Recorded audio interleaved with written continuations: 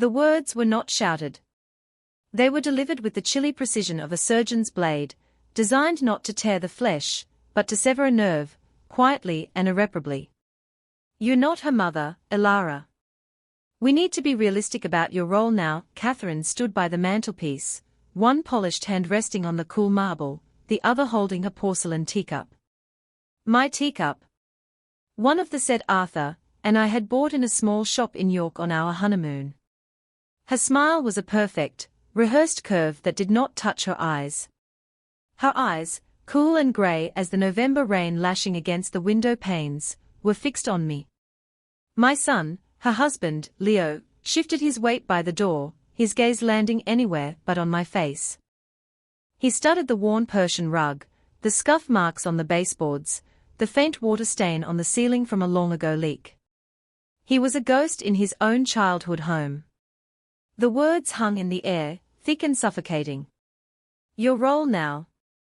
As if my 70 years of life, of being a wife, a mother, a grandmother, the keeper of this house and all the memories held within its walls, had been demoted to a minor part in a play she was directing.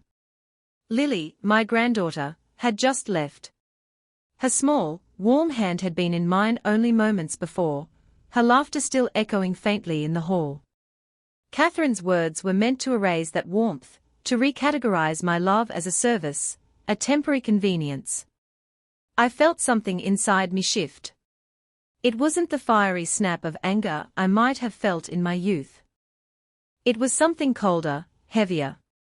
The settling of a foundation. I looked at the teacup in her hand, the one with the tiny, hairline crack near the rim that only I knew was there. A cup I never used, but kept for the memory.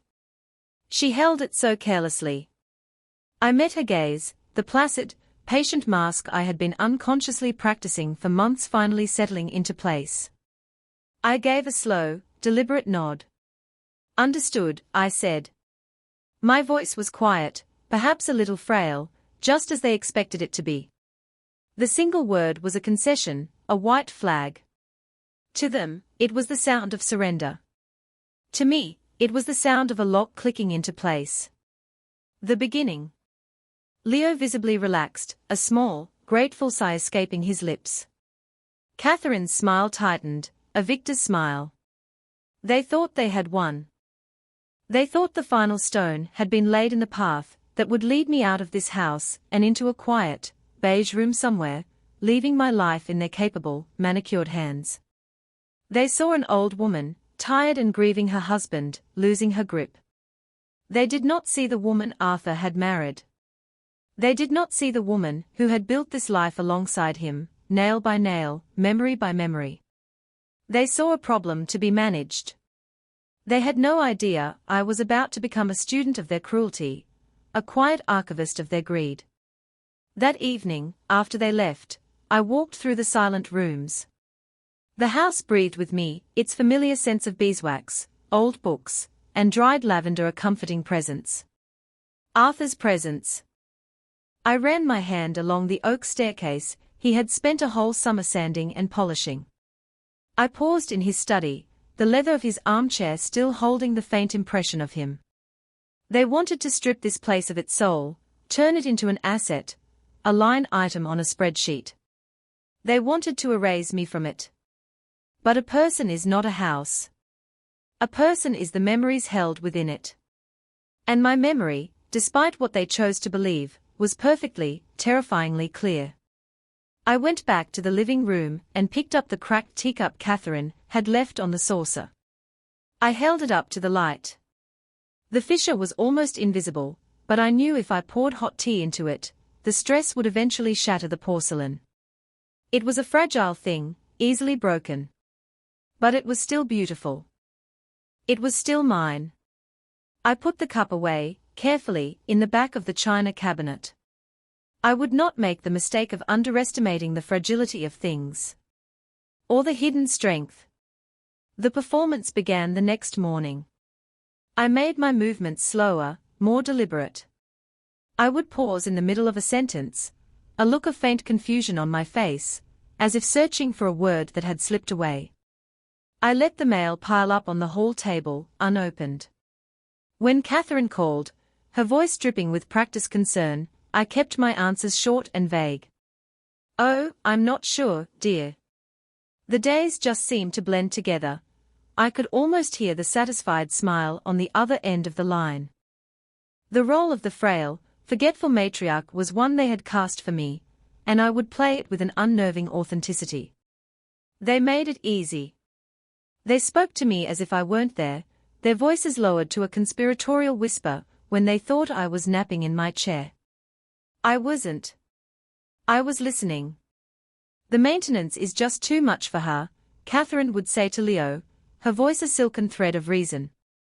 "We have to be practical," Leo would murmur his agreement, his guilt a palpable thing in the air between them. I know.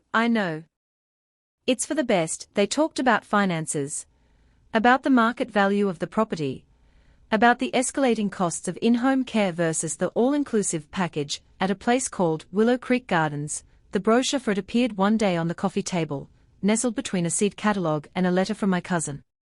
It was glossy and filled with pictures of smiling, silver-haired residents engaged in watercolor painting and gentle yoga. It looked like a luxury prison. I picked it up, my hand trembling just slightly for effect. "Oh, what's this?" I asked, my voice thin. Catherine rushed to my side, placing a cool hand on my arm. "Just something to think about, Elara. A place with support. Friends. No more worrying about the leaking gutter, or the boiler playing up." I let her words wash over me, nodding slowly. "It looks clean," I said, the perfect, simple complement of a simple mind. But while my outward self drifted through a fog of their making, my inner world was sharp and crystalline. That night, I retrieved a key from the back of my jewelry box. It was a small, ornate brass key that didn't open any door in this house. It opened a locked document box tucked away in the attic, beneath a pile of Arthur's old wool blankets.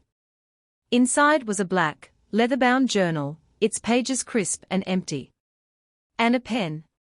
My father's old fountain pen, which Arthur had refilled for me before he passed. He had pressed it into my hand. "For your thoughts, Elara," he'd said. "They are your most valuable possession. Never let anyone take them from you." I opened the journal. The first entry was not a torrent of emotion. It was a cold, hard fact. November 12th, C. Stated my role is diminished. L. Agreed. The campaign to remove me has officially begun. I began to write everything down. The time of Catherine's calls. The exact wording of her condescending questions. The way Leo avoided my eyes. The title of the brochure. I wrote down the memory of the teacup, the crack in the porcelain. I wrote down Arthur's words. The ink flowed from the pen, dark and permanent. This journal was not a place for sorrow. It was a ledger. It was a weapon. The house was quiet around me, but my mind was a hive of activity. I was no longer just the keeper of memories. I was building an fortress, brick by silent brick. And my supposed frailty was the mortar holding it all together. They thought they were watching me fade. They were wrong. I was coming into focus.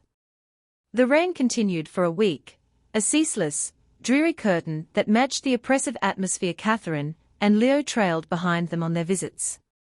They brought casseroles I didn't eat and advice I didn't need. They tidied things, but their tidying felt like an invasion, a subtle reorganization of my life into neatly packed boxes. They moved Arthur's favorite reading lamp. They replaced my worn dish towels with new, sterile white ones. Each small change was a pebble dropped into the placid pond of my existence, and I dutifully recorded the ripples in my ledger. On a rare, sunlit Thursday, I knew I could not act alone. I needed an ally, someone whose memory of me was not clouded by greed or pity. I needed Mr. Harrison. James Harrison had been Arthur's lawyer, but more than that, he had been his oldest friend. They had grown up together, two boys scrambling over stone walls in the countryside, and had remained steadfastly in each other's lives. When Arthur died, James's grief was second only to my own. I hadn't seen him in months, a lapse I now regretted. Calling him from the house phone was a risk. Catherine had taken to checking the call logs on the monthly bill, cloaking her snooping as concern. Just making sure you're not getting any scam calls, Elara. They prey on the vulnerable, so I waited. I waited for the mid-morning lull when the postman came, and I walked to the end of the drive as I always did. But instead of returning inside, I kept walking, my coat pulled tight around me, a wool hat pulled down over my ears.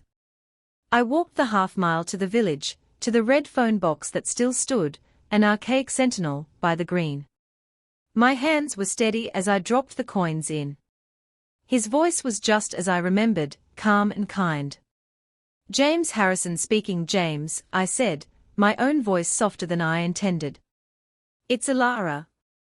"Elara Vance." There was a pause, and then warmth flooded the line. "Elara. My dear, how wonderful to hear from you. How are you holding up?" I took a breath. "I need to see you, James. Privately. It's a matter of some importance." The tone of my voice must have conveyed the urgency. There was no hesitation. "Of course. My office. Tomorrow at 10. "Not your office," I said quickly. "Too public. Could you come to me? But not to the house. Meet me at the old gate to the woods, at the back of the property. And please, James, tell no one inch." He didn't question it. That was the beauty of old friendship. He simply said, "I'll be there that evening." A strange sense of peace settled over me. I went to the locked box in the attic again. This time, I wasn't looking for the journal. I was looking for Arthur. I lifted out a stack of his letters, tied with a faded blue ribbon. They were from a time he had to work away from home for 6 months, early in our marriage. I sat in his armchair and untied the ribbon. His handwriting, strong and black, filled the pages. I wasn't looking for sentiment. I was looking for strength. And I found it. In one letter, he wrote about a difficult colleague who was trying to undermine him. "The man thinks that because I am quiet, I am weak," Arthur wrote. "He mistakes stillness for inaction. Let him. The river that carves the canyon does so not with fury, but with persistence." In another, he wrote directly to me. "You, my Elara, have a spine of tungsten steel. You bend, but you never, ever break. Don't ever forget that." Reading his words was like pouring water on a parched plant. He was still here. His belief in me was a tangible thing, a shield. Tucked into the very last envelope was not a letter, but a single sheet of paper, folded in 4. On it, in Arthur's hand, was a list of instructions. It was titled, "In Case of Emergency." The emergency was not fire or flood. It was this. It was Leo and Catherine. He had seen the seeds of this long ago. The document detailed the existence of a trust, one I barely remembered him setting up. It outlined exactly where the original paperwork was filed. It gave me the name of the trust officer at the bank. And at the bottom, a single, underlined sentence. "Your name is the only one on the deed, my love. The house is yours. The decisions are yours. Always." I folded the paper and held it to my chest. The rain had stopped. Through the window of the study, I could see the moon, a perfect silver disk in a clear, black sky. The foundation I had felt settle within me was not made of bitterness, or a desire for revenge. It was made of Arthur's love and his unshakable faith in my strength. They had mistaken my stillness for inaction. It was time to show them the river. The next morning, I dressed with care. Not for James, but for myself. I chose a wool skirt and a cashmere sweater in a soft shade of blue. It was a color Arthur loved. I felt like a soldier donning her uniform. The meeting was not a confession, it was a briefing. I gathered my evidence, the ledger, the Willow Creek Gardens brochure, and the key to the safe deposit box where Arthur had said the trust documents were held. I slipped the ledger into a large canvas bag, hidden beneath a ball of yarn and some knitting needles. A perfect prop for a harmless grandmother. James was waiting by the old iron gate as promised, his car parked discreetly down the lane. He looked older, his hair whiter, but his eyes were the same, sharp and kind. He took my hand, his grip firm and reassuring. "Elara. You're looking well. Appearances can be deceiving, James," I said, my voice steady. We didn't speak more as I led him along the overgrown path, through the damp woods that bordered my property. The air was cold and clean, smelling of wet earth and pine. We sat on a fallen log, the weak sunlight filtering through the bare branches above. It felt clandestine, necessary. I didn't waste time with pleasantries. I pulled the ledger from the bag and handed it to him. "I need you to read this." He took the book from me, his eyebrows knitting together in concern as he took in the knitting needles. He opened it. I watched his face as he read. I saw his expression shift from polite concern to surprise, then to a quiet, simmering anger. He read every entry, his gaze slowing on the quotes I had recorded verbatim. "It's a burden she shouldn't have to carry at her age. The equity in this house could secure our future. Leo, she won't even notice if we start with the smaller things." He closed the book and looked at me, his eyes dark with fury on my behalf. "My God, Elara. Arthur would be." "Incandescent Arthur," I said softly, "was prepared." I told him about the letter, about the trust. I gave him the key. "He saw this coming, didn't he?" James murmured, more to himself than to me. He saw Leo's weakness and Catherine's ambition. He looked at me, a new respect dawning in his eyes. "You've been very clever, Elara. This performance of yours. It's given you everything you need." "They gave it to me," I corrected him. "They underestimated me. That has been my greatest advantage." I continued my meticulous work. I started using an old, disconnected smartphone I found in a drawer, one of Leo's cast-offs. I learned how to use its voice recorder. I would leave it under a cushion on the sofa before they arrived, its small, dark screen betraying nothing. The recordings were damning. Catherine's voice, so sweet and solicitous to my face, became sharp and impatient when she spoke to Leo alone. "Honestly, Leo, you have to be firmer. She's getting more confused by the day. We need to get the power of attorney signed before she has a bad spell and can't." And Leo's replies, weak and pleading. "I don't know, Kat. She seems fine to me sometimes. That's the disease, darling. It comes and goes. We have to act while she's lucid enough to sign, for her own good." I documented it all. I transcribed the recordings into the ledger each night, the words a chilling testament to their plan. I was cleaning out the linen closet one afternoon, a task they saw as me pottering about aimlessly, when I found a box of old photo albums. I sat on the floor, the scent of cedar and thyme enveloping me. I saw photos of Leo as a boy, a sunny, happy child with a wide grin. I saw myself, younger, laughing with Arthur in the garden. And then, the photos of Leo's wedding. Catherine, pristine and perfect in white. Even then, her smile was a carefully constructed thing. There was a photo of me, Catherine, and Leo. I was standing between them, my arm linked through my son's. Catherine's hand was resting on his other arm, her fingers gripping him like a beautiful, delicate vice. In that moment, looking at the faded photograph, I felt a pang of sorrow, not for myself, but for the boy in the earlier pictures, the boy who had become this man, so lost and easily led. My resolve hardened. This was not just about saving a house. It was about saving the memory of the family we once were, from the woman who sought to erase it. The visit I had been dreading and anticipating in equal measure came on a Saturday. Leo and Catherine were bringing Lily. My heart ached with a fierce, protective love for my granddaughter. She was 7 years old, a small, bright flame of a girl with Arthur's curious eyes and my stubborn chin. She was the one pure, uncomplicated joy in my life, and I feared the poison of her parents' influence. They arrived in the early afternoon. Catherine was a vision of maternal perfection in a cream-colored coat, her hand resting proprietorially on Lily's shoulder. Leo carried a box of pastries from an expensive bakery. It was all part of the show. See how we care for you, see what a happy family we are. Lily broke free of her mother's grasp the moment she saw me, and ran into my arms. I knelt, ignoring the slight protest from my knees, and wrapped her in a hug that I hoped could insulate her from all the ugliness. She smelled of cinnamon and childhood. "Grandma," she whispered into my neck.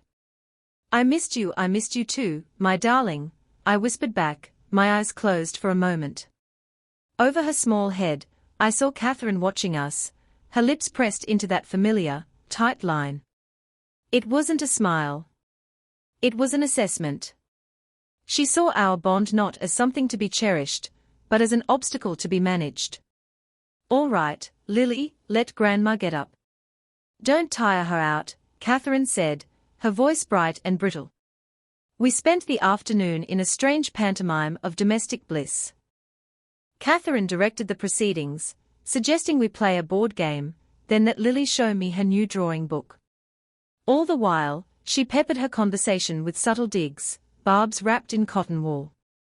"We're thinking of getting a smaller place, aren't we, Leo? Much more manageable than this big old house." Lily would have a brand new room. Leo would just nod, his eyes on his daughter, a flicker of conflict in their depths. I played my part, smiling vaguely, asking Lily simple questions about her drawing, allowing Catherine to steer the conversation. I watched my granddaughter. Children are far more perceptive than we give them credit for. She didn't miss the tension that coiled in the air.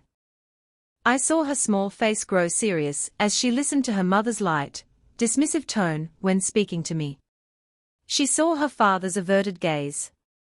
Later, while Catherine was on the phone in the hallway, discussing what I could only assume were logistics for my impending removal, Lily crept over to me. She was holding a single sheet of paper from her drawing book. She pressed it into my hand, her expression solemn. "This is for you, Grandma," she said in a low voice. I looked down. It was a drawing of my house. Not just the house, but the garden, with the big oak tree Arthur had planted. And in the upstairs window, the window of my bedroom, was a small stick figure with a smiling face and a cloud of white hair. Me?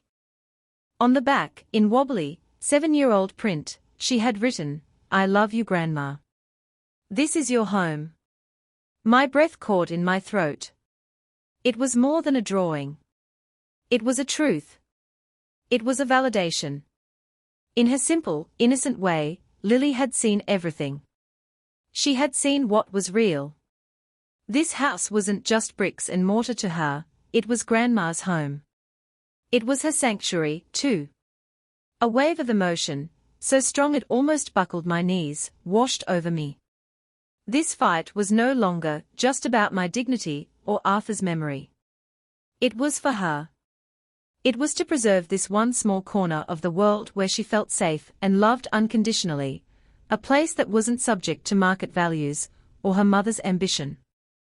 When Catherine came back into the room, her phone call finished, she saw the drawing in my hand. "Oh, how sweet," she said, though her eyes were cold. "But you know, Lily, Grandma might be moving to a new, special home soon. A smaller one. Easier for her." Lily looked from her mother to me, her small brow furrowed. She didn't say anything. She just reached out and squeezed my hand, a silent act of allegiance. In that moment, she gave me all the strength I would ever need. I carefully folded the drawing and slipped it into the pocket of my cardigan. It was the most important piece of evidence I possessed. The first frost of winter had silvered the lawn, a delicate, crystalline blanket that crunched underfoot. The world outside had turned sharp and clear, just like my plan. The meeting with James had been a turning point, transforming my solitary defense into a coordinated strategy. He had retrieved the documents from the safe deposit box. The trust Arthur had established was, as he had written, ironclad. It was called the Alara Vance Residential Trust. The house was its sole asset, and I was its sole trustee and beneficiary for my lifetime. My name, and my name alone, was on the deed. I had absolute authority. The knowledge was a warm coal in my chest. James had advised me to continue my performance, to let them walk deeper into their own trap. The more evidence of their intent, the better, Alara, he had said, his voice grim. Let them show their whole hand, so I did. I allowed my confusion to deepen. I started misplacing my glasses, my keys, the television remote. Each time, Catherine would swoop in with a sigh of put-upon patience, finding them in obvious places. Oh, Alara, you'd lose your head if it weren't screwed on, she'd say with a light, tinkling laugh that didn't reach her eyes. Leo would just look away, his shame a dull flush on his cheeks. They became bolder. One afternoon, a man came to the door. He was well-dressed, with a friendly, open face. Catherine introduced him as Mr. Peters, a friend who helps people make their homes safer. As they get older, I knew exactly who he was. An appraiser. An assessor. He walked through my home, my sanctuary, with a clipboard, making notes. Catherine followed him, pointing things out. The staircase is quite steep, you see. And the upstairs bathrooms haven't been updated. The garden is lovely, but far too much work. She was selling my life out from under me, room by room. I sat in Arthur's armchair, a shawl wrapped around my shoulders, a vacant look on my face. I watched them.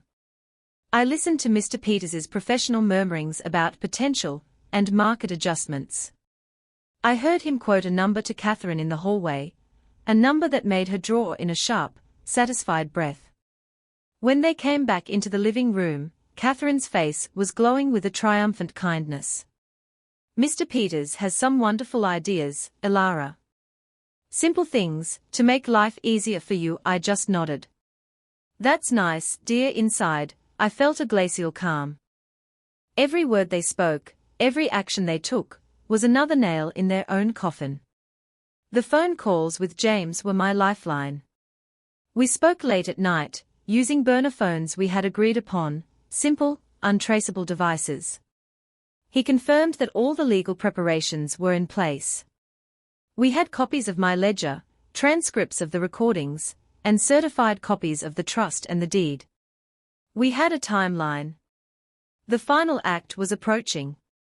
They'll make their move soon, James said, his voice a calm presence in my ear. They have the appraisal. They'll want to secure the power of attorney next. They'll probably call a family meeting. He was right. The call came 2 days later. It was Leo. He sounded nervous, his voice strained. Mom? Kat and I were thinking. It would be good if we all sat down. Together. Just to talk about the future. Make a plan. So you don't have to worry about anything anymore. The future. My future. The one they had designed for me in a brochure. That sounds sensible, Leo, I said, injecting a note of tired resignation into my voice. When were you thinking? How about this Saturday? Around 2 o'clock. We'll bring everything. We just want to get it all sorted. We'll bring everything. I knew what everything meant. It meant documents. It meant pens. It meant the end of their campaign and, they believed, the end of my autonomy. Saturday is fine, I said. After I hung up, I didn't feel fear. I felt a quiet, powerful clarity. I walked into the kitchen and put the kettle on. The house was mine. The memories were mine. The strength was mine. The future was mine. I went to my desk and took out Lily's drawing.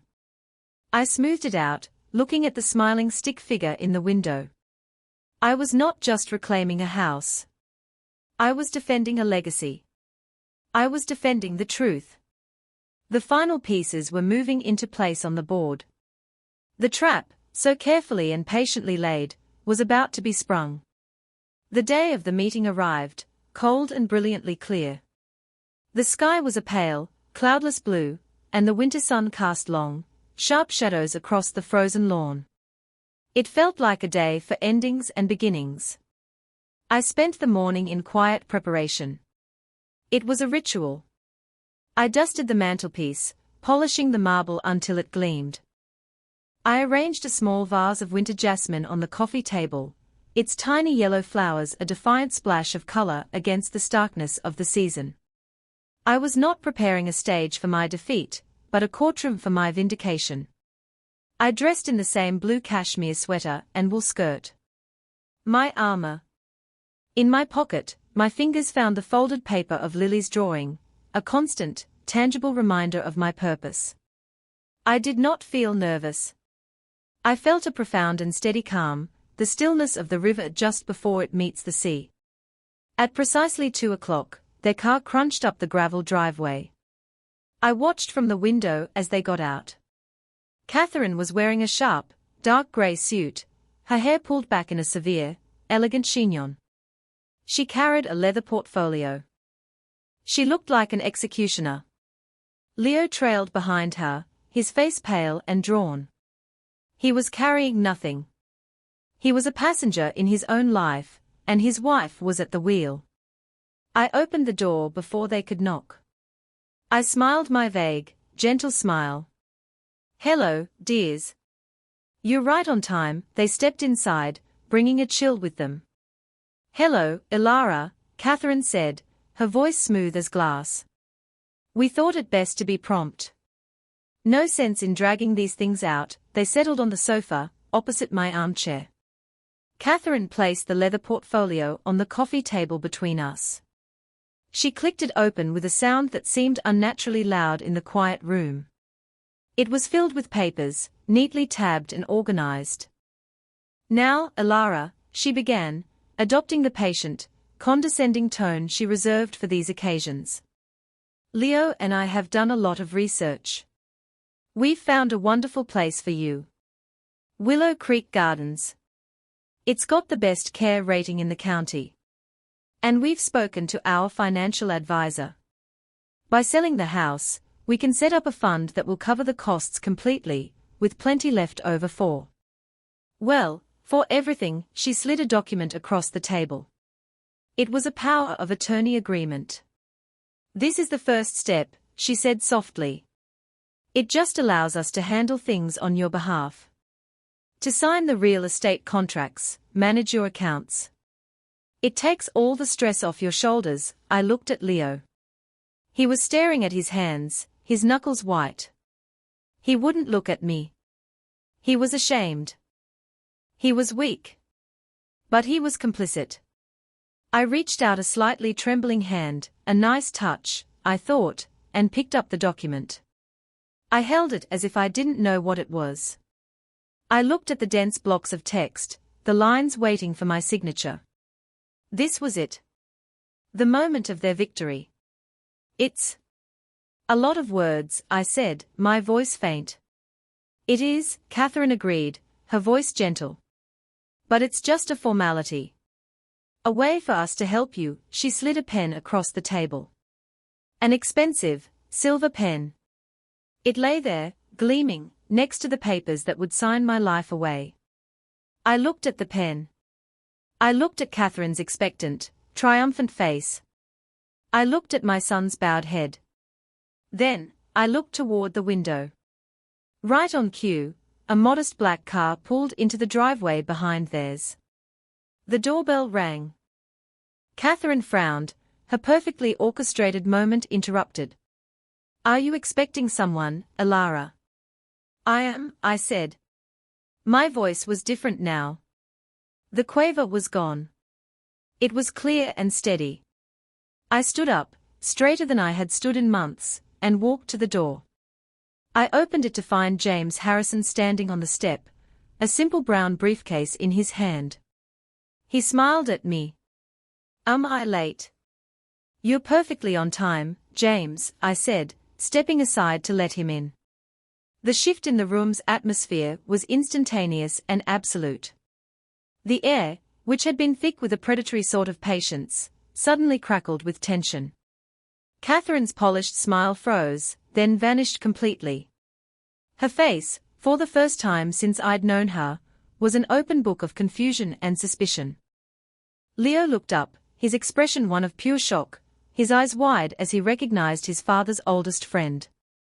James Harrison was not a physically imposing man, but he entered the room with an aura of quiet, unshakable authority.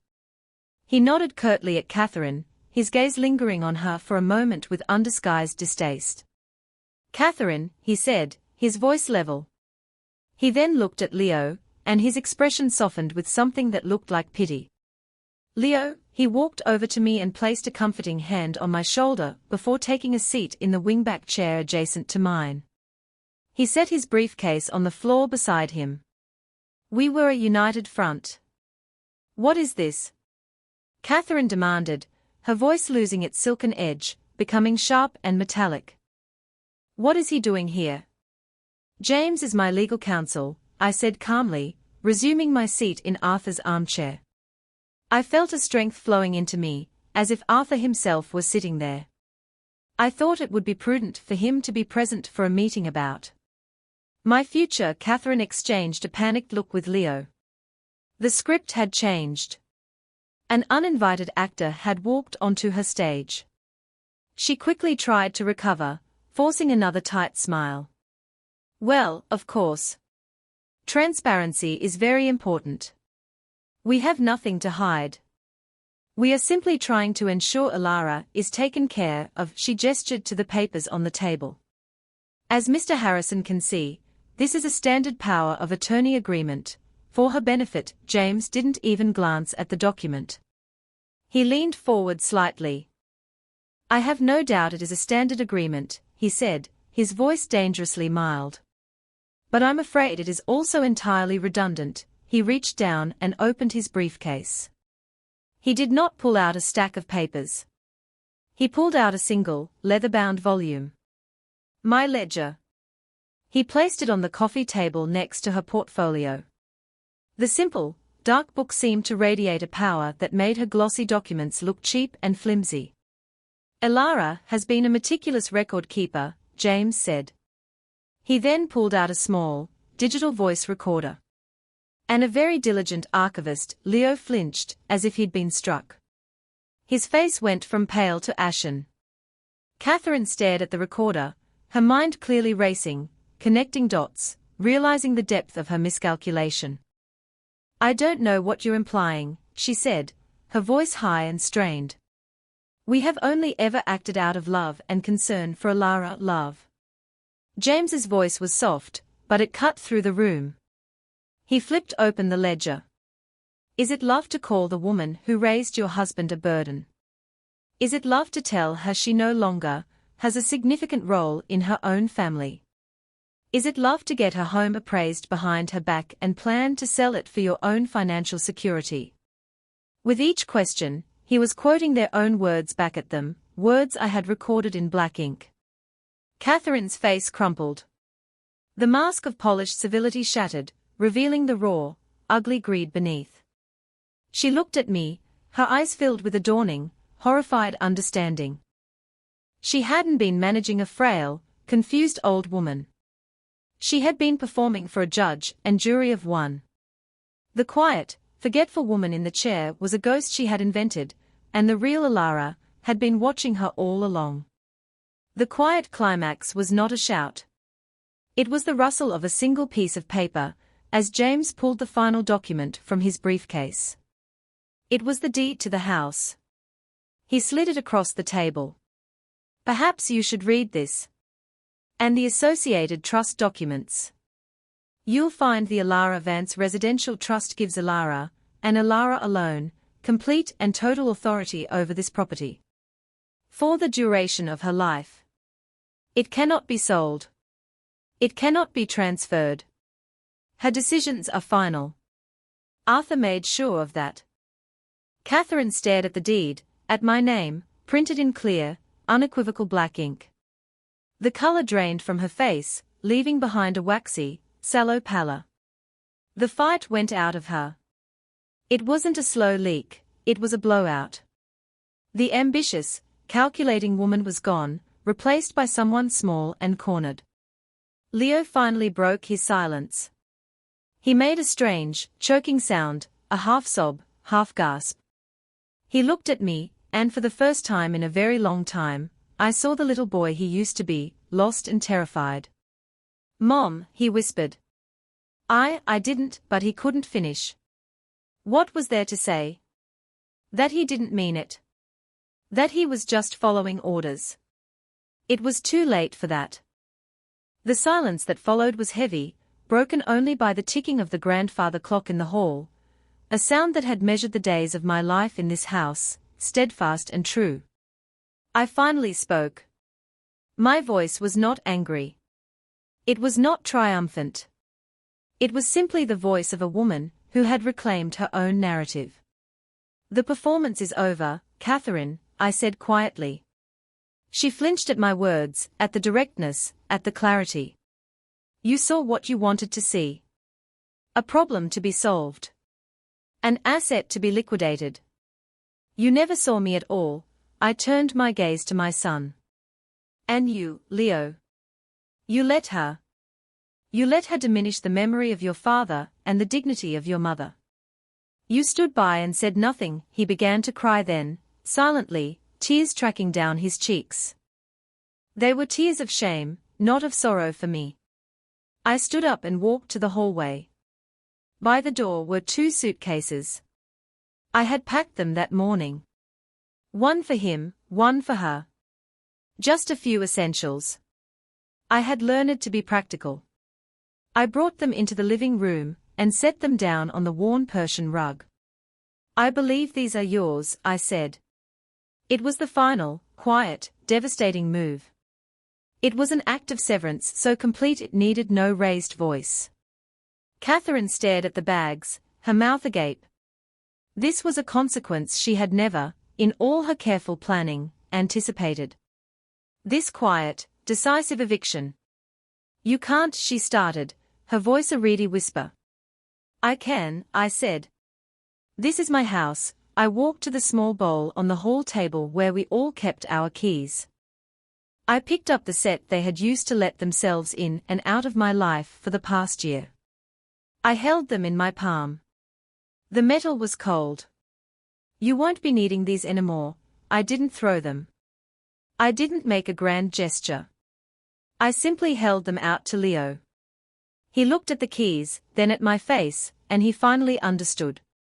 He had not just lost a potential inheritance. He had lost his home.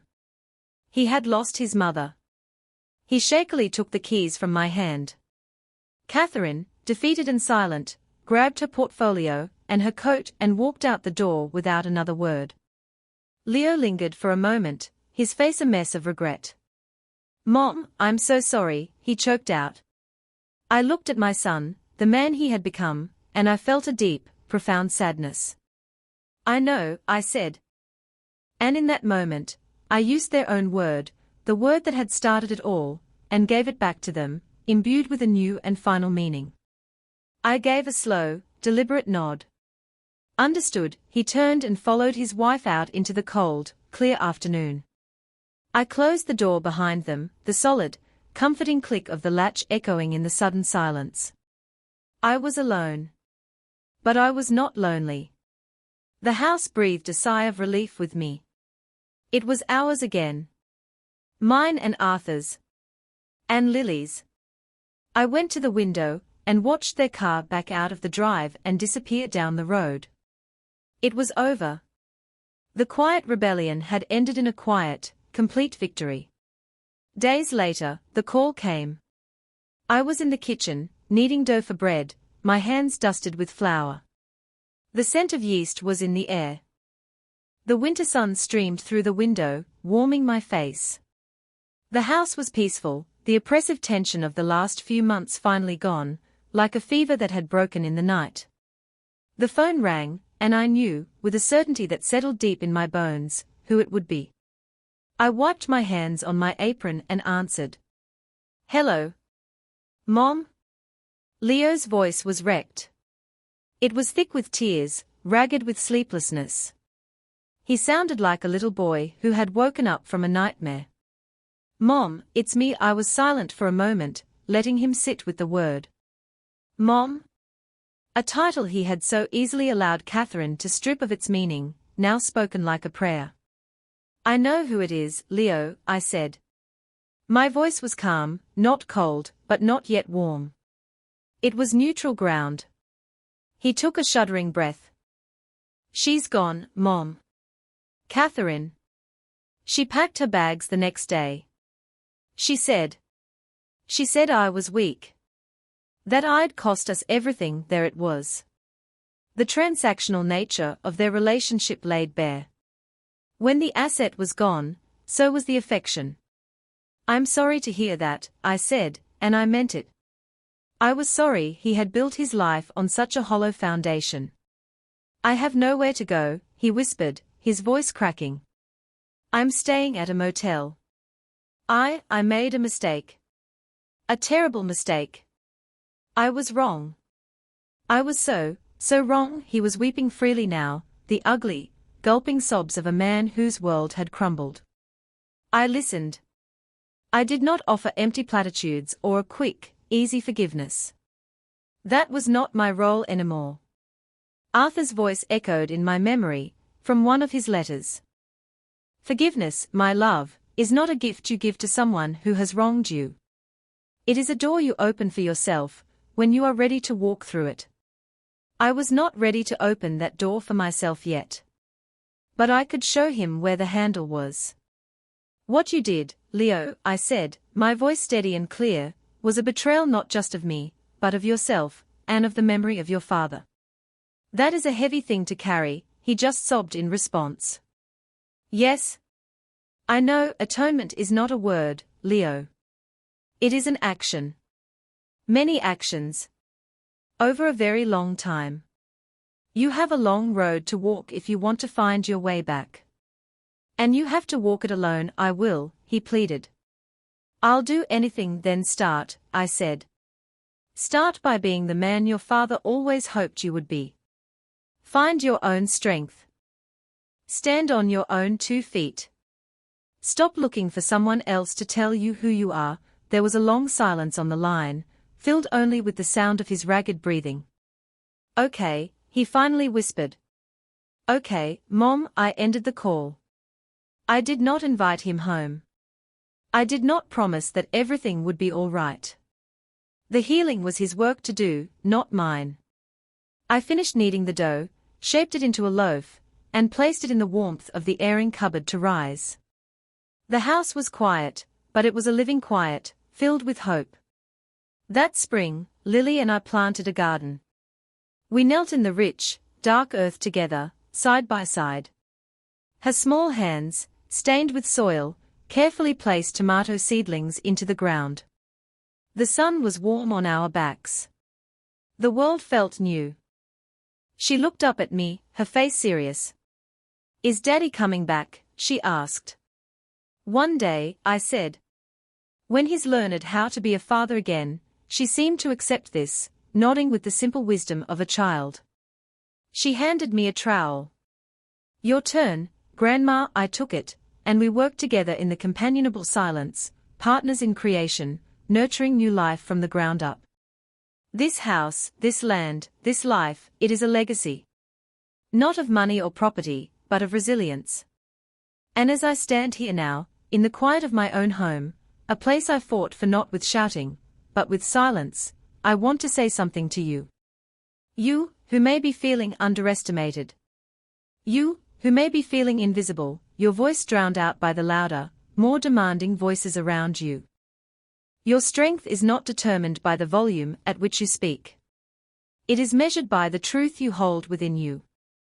Do not mistake your stillness for inaction. It is in the quiet moments of observation, in the patient gathering of your own truth, that you forge the most powerful weapons. Let them underestimate you.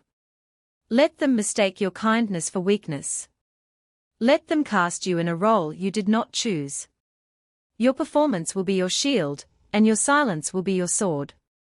And when the time comes, when they have walked confidently into the trap of their own making, you will not need to raise your voice. You will simply need to speak your truth, calmly and clearly. The foundation of your life is yours to protect. Your thoughts are your most valuable possession. And your spine, whether you feel it or not, is made of tungsten steel. You may bend, but you will never, ever break. Understood?